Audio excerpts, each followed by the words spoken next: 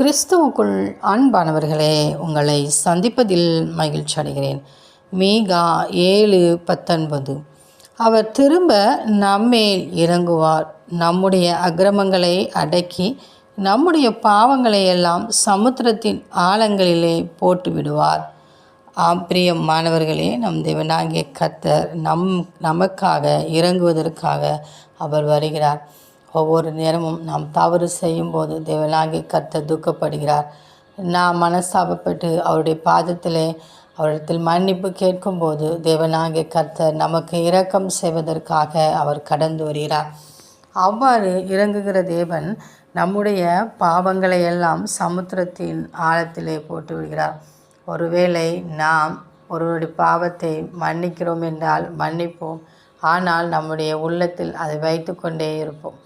ஆனால் நம் தேவனாகிய கர்த்தர் நாம் செய்த தவறுகளை அவர் மன்னித்து சமுத்திரத்தின் ஆழத்திலே யாரும் எடுக்க முடியாத ஒரு இடத்திலே போட்டு விடுகிறார்.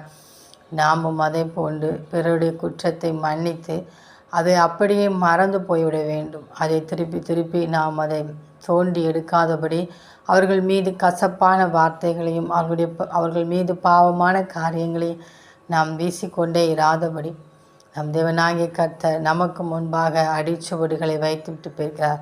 அந்த அடிச்சுவடுகளை நாமும் பின்பற்றுவோம். அவர் நம்மேல் திரும்பவும் இறங்குவார்.